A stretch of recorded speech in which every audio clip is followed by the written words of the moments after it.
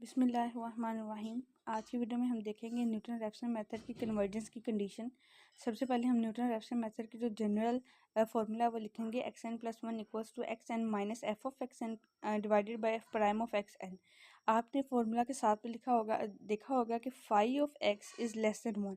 अब ये कंडीशन ज़रूरी क्यों है, ये चीज़ हमने देखनी है कि क्या इसके बगैर हमारे पास न्यूटन रैप्सन मेथड की कंडीशन और कन्वर्जेंस है वो शो होती है या नहीं शो होती।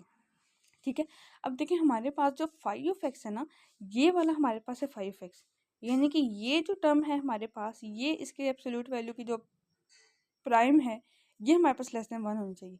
तो सबसे पहले लेट करेंगे कि phi of x equals to है x n minus f prime of x n divided by f prime of x N.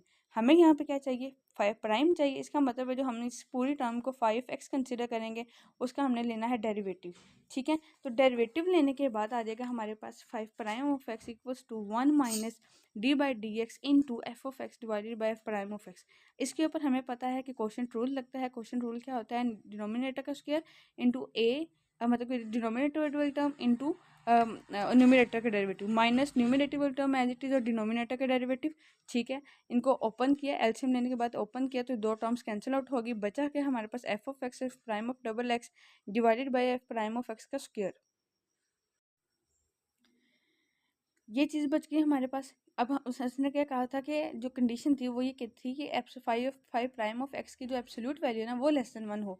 जब इसका एब्सोल्यूट टर्म ओपन करेंगे तो आ जाएगा कि लेस देन वन हो, ग्रेटर देन माइनस वन हो। इसका मतलब है हमें क्या चाहिए, इसकी एब्सोल्यूट वैल्यू चाहिए। हमने इस पूरी टर्म का लिया एब्सोल्यूट लिया, according to the given condition let कर लिया कि ये लेस देन वन है। अगर ये लेस देन वन है तो इसका मतलब है कि f of x f prime of x is less than F prime of x का स्क्वायर। ठीक है, ये चीज़ आ गई। तो ये चीज़ हमारे पास जो उसने हमें गिवन कंडीशन दी थी उससे ये चीज़ शो हुई कि एफ ऑफ एक्स और एफ प्राइम ऑफ एक्स का जब आप मल्टीप्लिकेशन कर लेते हैं और उसकी एब्सोल्यूट वैल्यू ये लेस देन होती है absolute value of f prime of x का square for all x belongs to I and I belongs to the convergence series. ठीक है, तो ये वो कंडीशन है, अ कंपल्सरी कंडीशन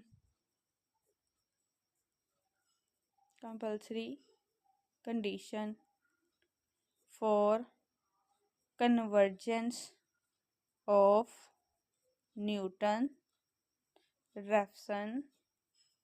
method।